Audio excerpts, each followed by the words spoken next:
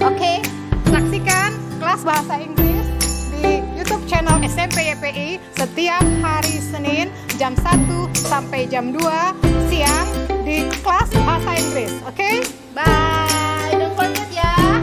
Don't forget.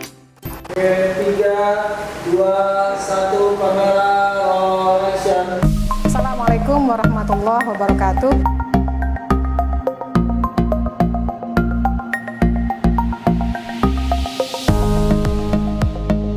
Yuk, sebelum kita mulai pembelajaran, mari kita berdoa terlebih dahulu.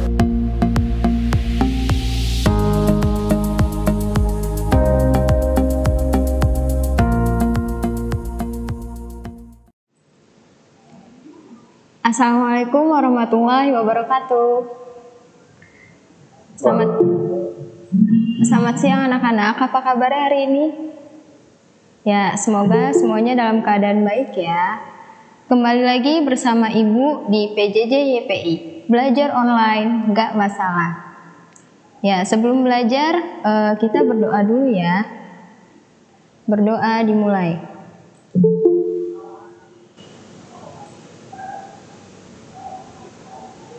Selesai. Ya, sebelum kita mulai pelajaran hari ini, kalian siapkan dulu alat tulis, buku tulisnya, buku paketnya, buku paket bahasa Indonesia. Kayla, Zaidan, Sarah, udah siap bukunya?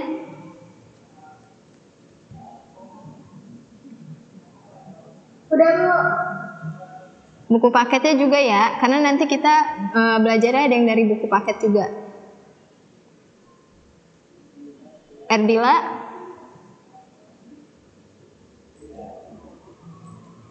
udah? Eka, Sarah, Zaidan, udah. Mana bukunya Erdila? Coba Ibu mau lihat. Oh ya. Ya udah ya, kita mulai. Jadi materi kita masih sama, masih bab 3 yaitu cerpen. Kemarin kita udah sempat bahas unsur kebahasaan dalam cerpen ya kan. Nah, hari ini kita belajar struktur cerpen. Ya, kita belajar kalau yang namanya setiap teks itu pasti ada strukturnya. Pasti ada strukturnya, pasti ada unsur pembangunnya. Jadi dia nggak mungkin berdiri gitu aja, pasti ada strukturnya. Ada bagian-bagiannya. Gitu ya. Jadi struktur cerpen ini kalau dulu di kelas 7 kita pernah belajar yang namanya cerita fantasi, pernah belajar fabel. Nah, struktur cerpen ini sama cerita fantasi, sama fabel. Jadi strukturnya sama. Ya. Ada yang masih ingat? Ada yang masih ingat struktur cerpen, struktur cerita fantasi sama fabel? Boleh komen di yang masih ingat, boleh di chat, komen di chat. Zubair, masih ingat nggak Zubair? Struktur cerita fantasi sama struktur fabel. Zaidan, ingat nggak Zaidan?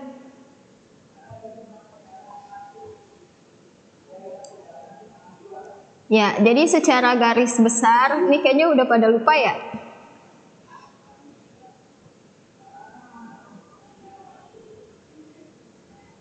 Ya dah, ini Ibu ingetin lagi ya. Jadi secara garis besar sebenarnya itu struktur yang namanya struktur cerpen, struktur cerita fantasi, fabel, nah itu sama. Jadi secara garis besar dia tuh ada 3. Ada di bagian orientasi, ada komplikasi, sama resolusi. Nah, di bagian komplikasi itu ada dibagi lagi jadi 3. Jadi awal mulai masalah, terus puncak masalah atau klimaks, terus yang terakhir itu dari masalah menuju ke penyelesaiannya gitu. Ya, yang baru gabung boleh siapin bukunya, buku paket. alat tulis. Ya gitu. Jadi secara garis besar ada 3 tadi, ada orientasi, ada komplikasi, sama ada resolusi. Ya, Jazuli. Ada yang masih ingat nggak orientasi itu isinya apa ya? Erdila masih ingat nggak? Berisi pengenalan komponen latar cerita. Iya, biasanya bagian orientasi itu ada di awal, di paragraf yang pertama tuh. Nah, itu isinya pengenalan tokoh dan latar cerita. Iya, benar, bagus. Nah, komplikasi. Tadi udah Ibu singgung dikit. Komplikasi itu berarti apa? Masalah. Ya, komplikasi itu masalah. Jadi nanti ada 3. Nah, ini Ibu jadiin evaluasi nih. Yang ketiganya itu kan dari proses masalah menuju ke penyelesaian. Nah, itu Ibu masukinnya ke evaluasi. Nah, yang terakhir itu ada resolusi atau koda. Kalau resolusi itu apa? Resolusi? Ada yang masih ingat? Penyelesaian masalah. Iya, Almi, bagus. Resolusi itu penyelesaian masalah. Dan biasanya di akhir itu, kalau di koda itu atau resolusi itu ada yang namanya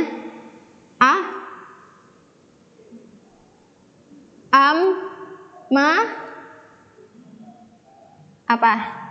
Ada yang namanya amanat.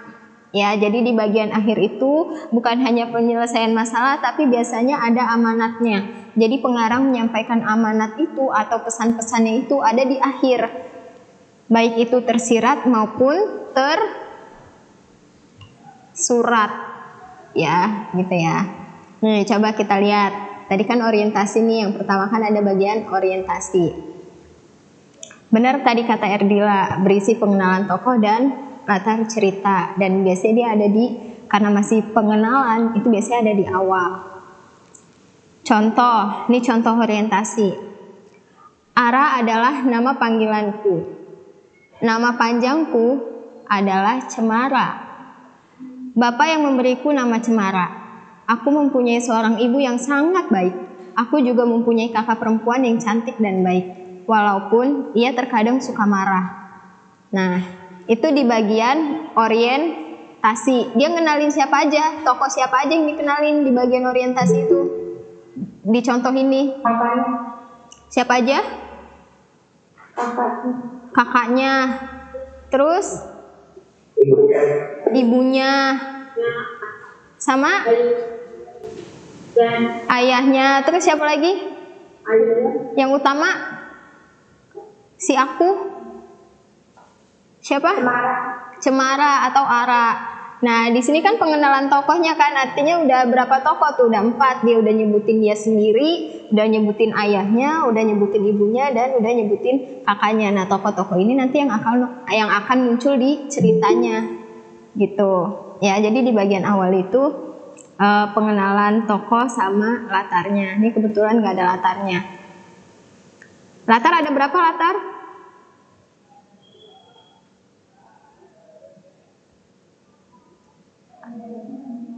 Ada yang masih ingat latar ada berapa?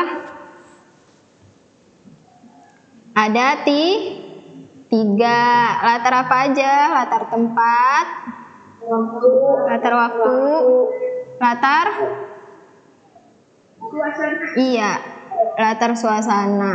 Ya, kita lanjut ke komplikasi. Ya, tadi benar yang Almi bilang, kalau komplikasi itu isinya permasalahan yang ada dalam teks. Oh ya Sarah, maaf ya Sarah. Tadi ingatnya Almi. Benar tadi yang Sarah bilang. Komplikasi itu isinya masalah ya. Jadi di bagian komplikasi itu ada yang dibagi menjadi 3 bagian. Jadi awal masuk masalah, kemudian masalah itu memuncak atau klimaksnya si permasalahan itu, kemudian yang terakhir itu evaluasi. Nih, contoh. Aku bersyukur karena diberi keluarga yang harmonis dan serba kecukupan. Namun, kondisi menjadi berbalik ketika rekan kerja Bapak mengkhianati Bapak. Ini masuk masalah ya. Nih, di bagian ini udah mulai masuk nih masalah. bapaknya dikhianati sama rekan kerjanya. Seluruh aset perusahaan dan harta pribadi keluarga kami berhasil direbutnya. Kondisi ini membuat aku dan keluarga harus pindah ke desa. Di rumah peninggalan kakek. Rumahnya kecil, kalau hujan sering bocor, dan letaknya di tengah sawah. Hampir tidak ada yang bisa dibanggakan dari rumah peninggalan kakek. Nah itu kan tadi puncak tuh. Tadi kan masuk masalah bapaknya ditipu sama rekan kerjanya, dikhianatin sama rekan kerjanya. Ya kan, kondisi ekonominya menurun. Terus pindah ke desa, ke rumah peninggalan kakeknya. Nah itu puncaknya tuh. Nah ini udah menuju masa penyelesaiannya nih. Bukan seorang bapak namanya, ini masih klimaksnya. Bukan seorang bapak namanya kalau putus asa. Di tengah kondisi ini, Bapak selalu menghibur dan mengayomi kami. Bapak selalu tersenyum dan mengatakan bahwa Bapak akan berusaha untuk mengembalikan kehidupan kami seperti dulu. Bapak selalu kelihatan tegar dan penuh semangat. Ini masih masalah, belum menuju resolusinya, belum menuju penyelesaian masalahnya. Zikri, duduk Zikri. Kamu yang baru masuk, Zirdan, Zikri, siapin buku paketnya ya.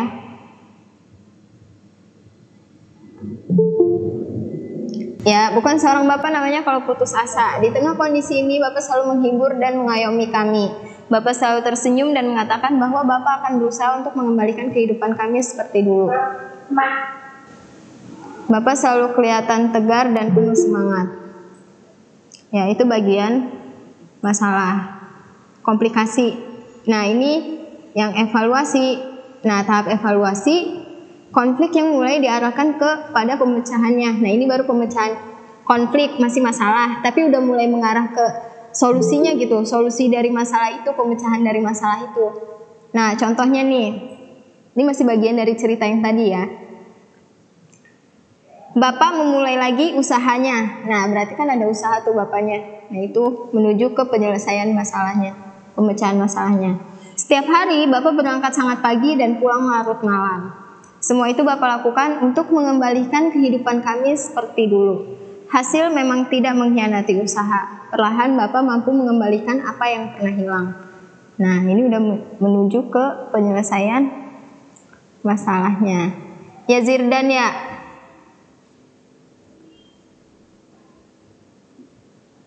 Syahril siapin buku ya. Nanti halamannya Ibu kasih tahu.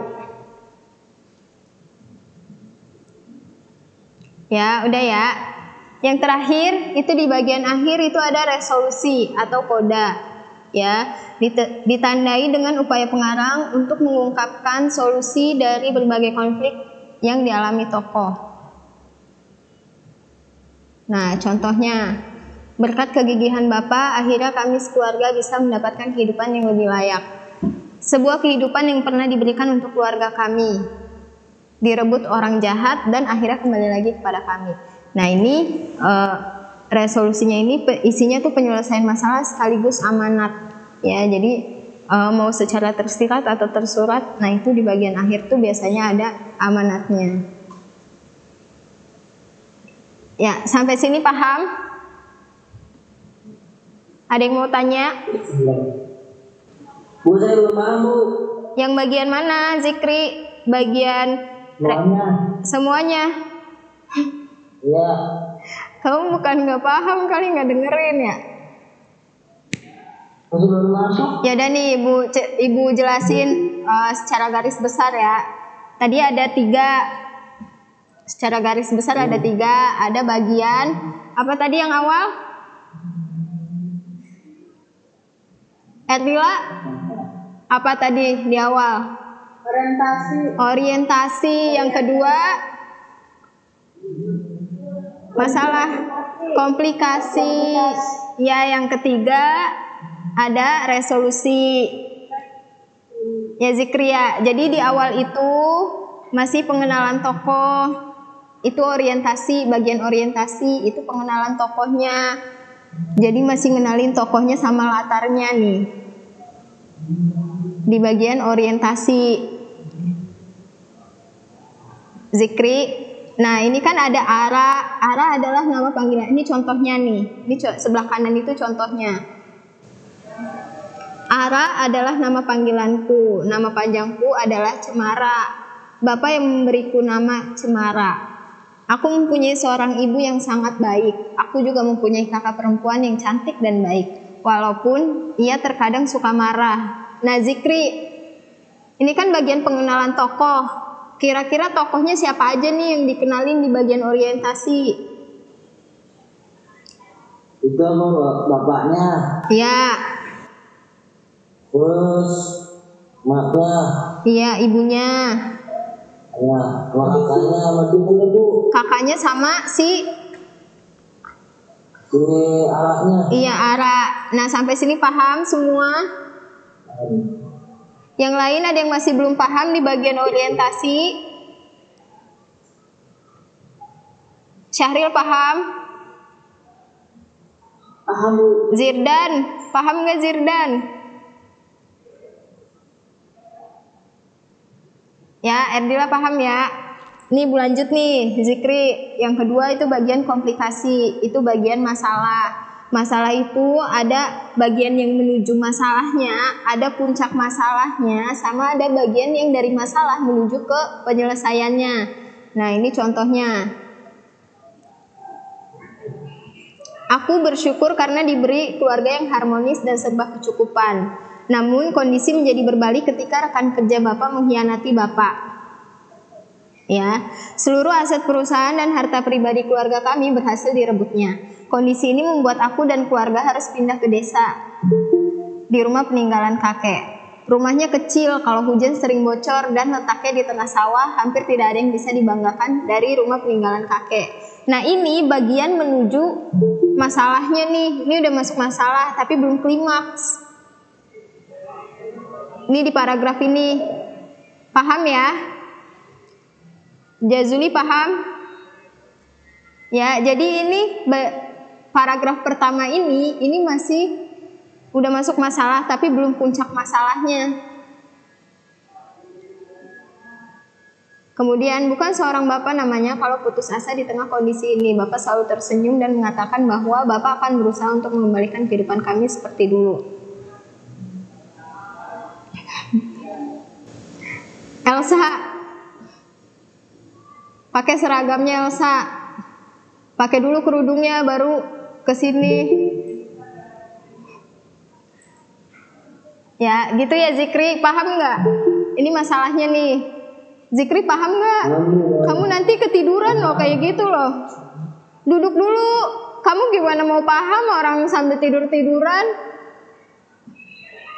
Jangan-jangan matanya melek tapi udah ini lagi lempar jumroh taunya Zikri.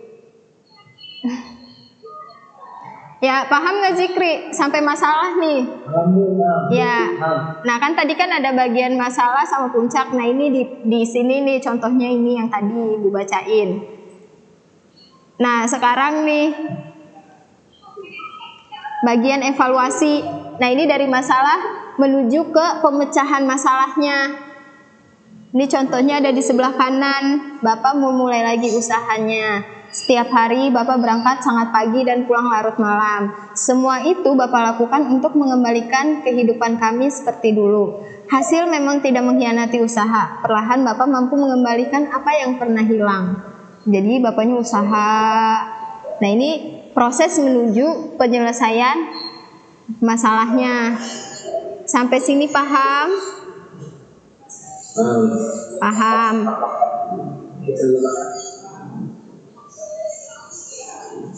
Yang terakhir itu resolusi atau koda. Ditandai dengan upaya pengarang mengungkapkan solusi. Jadi di resolusi ini ketemu solusinya. Dan biasanya ada amanatnya. Baik itu secara tersurat maupun tersirat. Berkat kegigihan Bapak nih contohnya nih Zikri. Berkat kegigihan Bapak akhirnya kami sekeluarga bisa mendapatkan kehidupan yang lebih layak. Sebuah kehidupan yang pernah diberikan untuk keluarga kami direbut oleh orang jahat dan akhirnya kembali lagi pada kami. Nah, ini Contohnya, jadi udah selesai nih, jadi kehidupannya udah mulai kembali kayak awal. Berkat usaha si ayahnya tadi, bapaknya. Paham? Zikri udah paham belum? Yang lain? Kaila udah paham? Elsa? Ya, udah paham ya. Sekarang kita lanjut, buka buku kalian halaman 92. Buka buku kalian halaman 92. Udah? Coba nyalain kameranya. Alfat.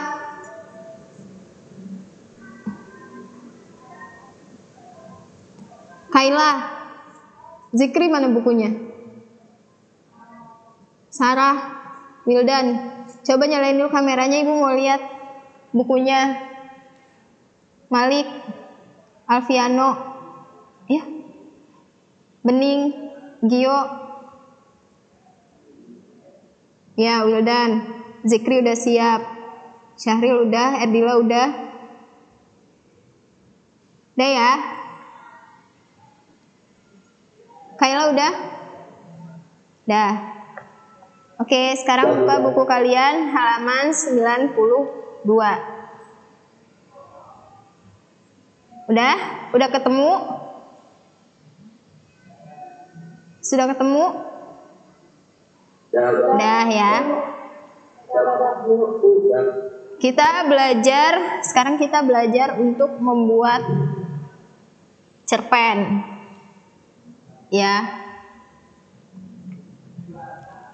Nah, ini yang pertama nih, yang di bagian paling atas, yang akan membantu kamu untuk bisa tulis cerpen, ya. Jadi yang bisa membantu kamu nih dalam menulis cerpen itu yang pertama, belajarlah dengan membaca cerpen-cerpen orang lain, ya. Jadi kalau kamu mau bisa nulis cerpen, jadi biasanya orang-orang yang biasa nulis itu dia juga biasanya suka baca, gitu. Jadi kalau misalnya kamu mau bisa nulis cerpen, kamu harus sering-sering membaca cerpen dari orang lain. Tujuannya apa? Jadi nanti kalau misalnya kamu udah baca cerpen dari orang lain, kamu minimal dapat pengalaman. Oh, nanti jadi tambah kosakata. Oh, ternyata kalau cerpen tuh begini ya. Ada yang pakai bahasa gaul, ada yang pakai bahasa gaul, ada yang pakai bahasa biasa aja, ada yang bahasanya masih baku gitu. Nah, jadi minimal kamu bisa belajar dari cerpen buatan orang lain, gitu ya. Jadi saat kamu mau menulis cerpen, pastikan dulu kalau kamu minimal pernah membaca cerpen. Kemudian yang kedua, tanamkan keyakinan bahwa kamu mampu menulis. Kalau menurut ibu ini penting, karena kalau kita nggak yakin sama diri kita sendiri, kita nggak akan bisa meyakinkan orang lain untuk membaca tulisan kita, untuk melihat tulisan kita, gitu. Jadi orang nggak akan mau baca, nggak akan mau yakin sama tulisan yang kamu buat, sama cerpen yang kamu buat, kalau kamu sendiri juga nggak yakin, ya Zikri ya. Kemudian yang ketiga, tulis saja ide kamu. Jadi kalau ibu misalnya gini, kamu jalan nih, terus misalnya kamu ke sekolah nih, atau ketemu teman kamu, terus teman kamu curhat. Dari curhatan teman kamu nemu ide nih buat bikin cerpen. Tulis, bukan nggak bawa alat tulis. Ya udah HP, kan di HP di handphone itu ada catatan kan. Nah tulis saja dulu, tulis saja. Mau cuma satu kalimat, mau cuma satu paragraf, tulis saja dulu. Yang jadi ide kalian itu tulis saja dulu. Karena kalau nggak ditulis, nanti kamu kesandung batu. Tadi kayaknya ada idenya apa ya, tapi lupa gitu. Makanya kenapa yang ketiga ini, tulis saja ide kamu, tulis saja dulu. Di mana? Kalau kamu emang biasa bawa catatan kecil ya tulis di catatan kecilnya. Tapi kalau emang nggak biasa kan kita sekarang punya handphone kan. Nah tulis saja di catatan handphonenya. Gitu ya. Jadi prinsip untuk bisa menulis cerpen itu, ini yang pertama tulis sekarang. Jadi kalau tadi yang ibu bilang kalau kamu punya ide ya tulis saja. Kalau nggak bawa alat tulis kan ada handphone, tulis saja di catatan handphonenya. Tuh, terus yang kedua jangan takut gagal. Ya jangan takut gagal, coba aja dulu. Kalau misalnya udah kalian coba, minimal kalian udah punya pengalaman gitu. Jadi nggak usah takut gagal. Kemudian yang ketiga, jangan menyerah. Jadi ini kalian udah nulis cerpen, misalnya kalian udah nulis, terus kalian coba kasih ke penerbit, terus ditolak. Besok nggak mau nulis lagi ya, ditolak gitu misalnya. Jangan nyerah, tulis aja terus gitu. Nanti juga terbiasa. Gitu ya. Sampai sini paham? Danis? Zikri?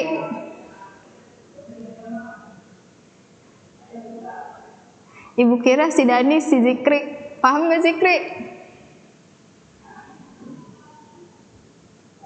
Udah gak pakai seragam lagi?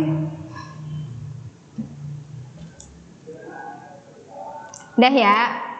Nah, langkah-langkah yang dapat ditempuh untuk menulis cerpen bagi pemula adalah sebagai berikut. Yang pertama, mencari gagasan. Gagasan itu apa? Ide.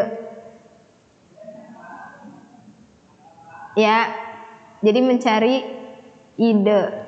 Biasanya ide itu nggak muncul gitu aja gitu. Harus kita pikirin, harus kita cari mau nulis cerpen tentang apa ya gitu. Nanti kamu datang, misalnya main ke rumah teman kamu curhat. Oh yaudah ini aja nih jadiin cerpen, cerita temen nih.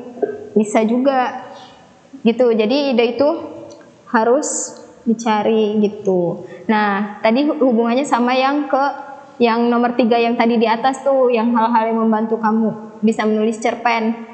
Tulis saja ide kamu. Jadi kalau udah ketemu idenya, tulis saja.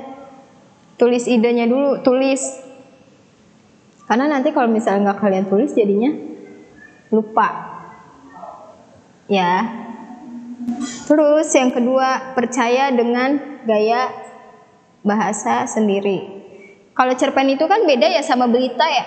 Kalau berita kan bahasanya harus baku, sesuai tata bahasa, ya kan, sesuai tata bahasa Indonesia yang baik dan benar. Cuma kalau cerpen itu bahasanya lebih bebas.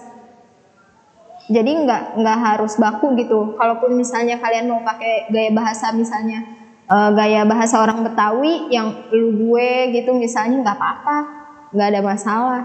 Karena bahasanya juga bebas. Jadi yang penting kalian percaya aja sama gaya bahasa kalian sendiri. Jadi nggak usah malu, nggak usah takut. Tulis saja yang penting. Gitu ya.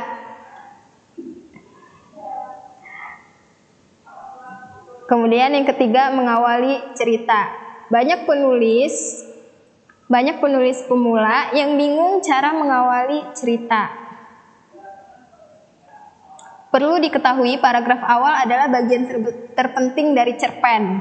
Paragraf awal penting karena mencerminkan inti cerpen. Biasanya pembaca akan menilai cerpen dari paragraf awalnya. Pembaca memutuskan akan membaca cerpen atau tidak, tergantung paragraf awalnya. Jadi paragraf ini harus dibuat semenarik mungkin. Ya, jadi kalau misalnya di paragraf awal sama kalian juga ibu yakin, ibu juga, misalnya nih ibu baca cerpen paragraf awal, nggak menarik gitu, ya udah sebatas dibaca aja, nanti keluar nggak sampai selesai gitu, nggak dibaca sampai tuntas, gitu. Jadi kalian harus membuat paragraf awal itu semenarik mungkin, gitu. Jadi sehingga nanti pembaca pas sudah baca paragraf awalnya, oh ceritanya kayaknya enak nih, jadi lanjut ke paragraf selanjutnya sampai selesai. Ya Zikri ya? Iya.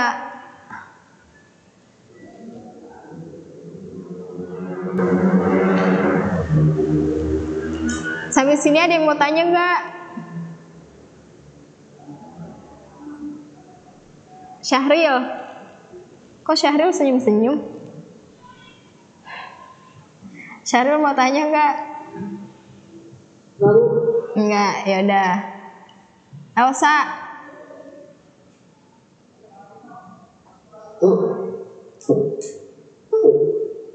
Kalau mengadukan peristiwa kunci itu apa maksudnya? Apa?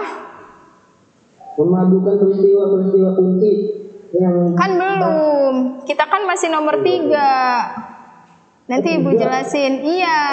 Tuh kan Zikri nggak nyimak.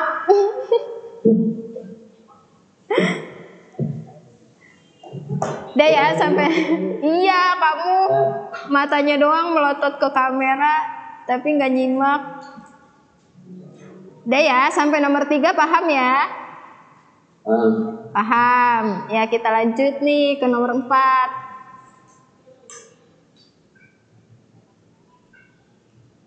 Memadukan peristiwa kunci.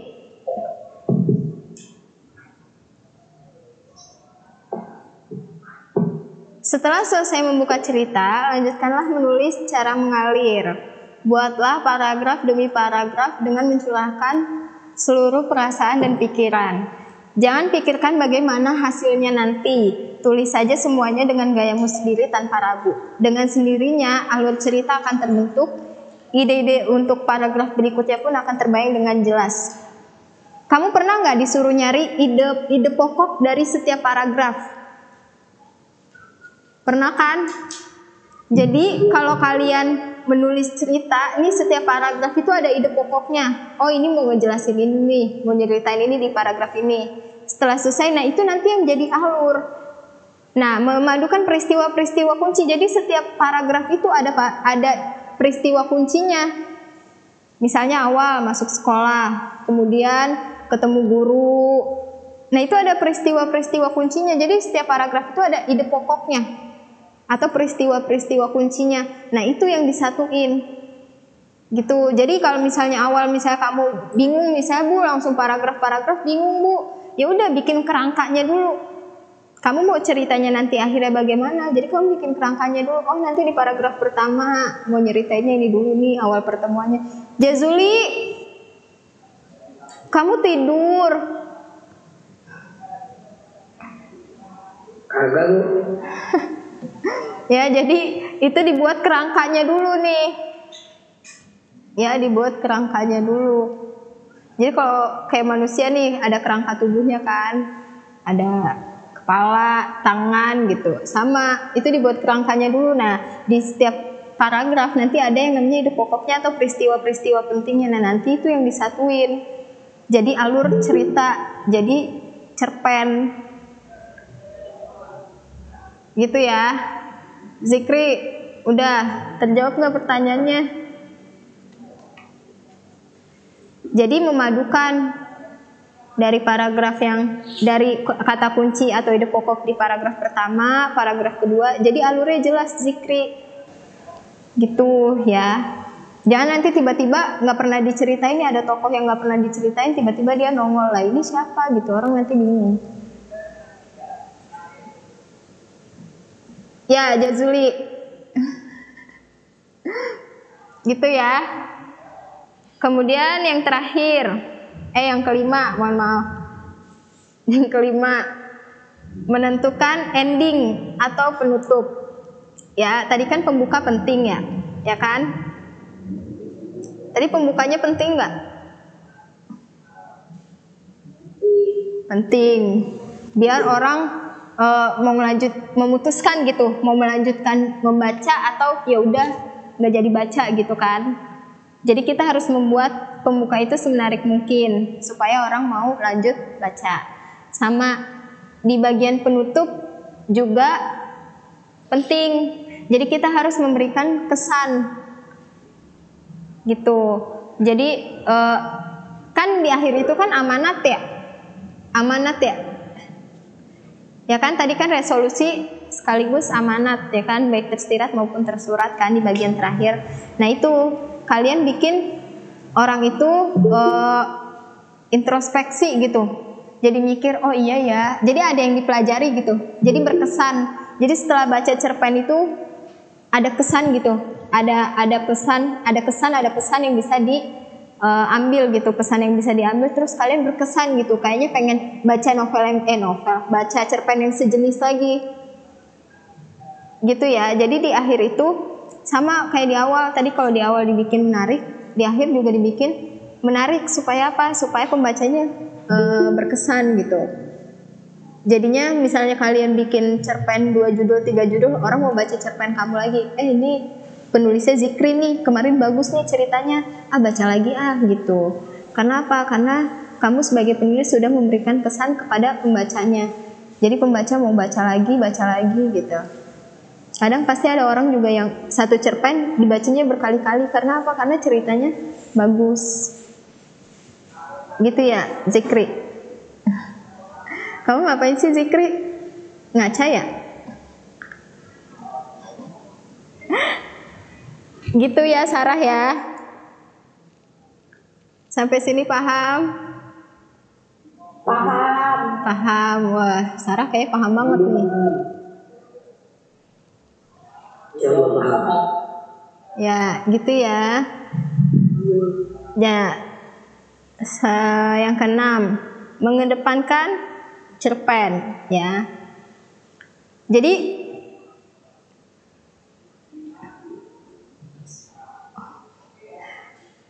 ini yang terakhir ya, ini mengedepankan cerpen. Jadi nanti setelah kalian nulis cerpen, ini udah jadi nih cerpennya nih, ceritanya udah jadi. Jangan langsung suruh orang, baca dong, bagus nggak gitu. Jangan, jadi kamu simpen dulu nih. Mengendapkan, jadi simpen dulu nih, kan diindepin tuh, disimpan aja dulu. Kamu lihat dulu, kamu baca lagi, mana yang harus diperbaiki, mana ada kesalahan atau enggak. Ini masih ada yang belum padu atau enggak paragrafnya gitu. Jadi kamu periksa dulu, kamu endepin dulu untuk kamu sendiri dulu, kamu baca sendiri dulu, baru nanti setelah kalian edit, setelah kalian ternyata ada yang salah terus diganti, diubah ceritanya, baru dibaca, dikasih ke orang untuk dibaca oleh orang lain. Gitu ya. Untuk tugas ya masih di cerpen di halaman 88. Kan kemarin tugasnya halaman 88, tapi kalian cari unsur kebahasaannya tuh. Ya kan? Ya Elsa ya. Waduh Elsa. Ya untuk tugas itu di halaman 88 ada cerpen Gunung Kidul. Tugasnya gampang, tugasnya mudah, kamu cari strukturnya aja, struktur cerpennya. Jadi misalnya, tapi ditulis ya, misal nih, kamu tulis aja dulu ceritanya, terus nanti ditandain dari paragraf berapa sampai paragraf berapa. Oh ini orientasi gitu. Oh ini di bagian masalahnya, di bagian komplikasi, ibu maunya mintanya dibagi jadi 3 ya. Jadi awal masalah, klimaks, puncak masalah, sama di evaluasi masalah menuju ke penyelesaiannya. Kemudian baru resolusi, sama kalian tuliskan amanat dari cerita ini itu apa. Ya. Sekian untuk hari ini. Mohon maaf jika ada kesalahan. Assalamualaikum warahmatullahi wabarakatuh. Waalaikumsalam warahmatullahi wabarakatuh. 3, 2, 1, kamera roll action. Assalamualaikum warahmatullahi wabarakatuh.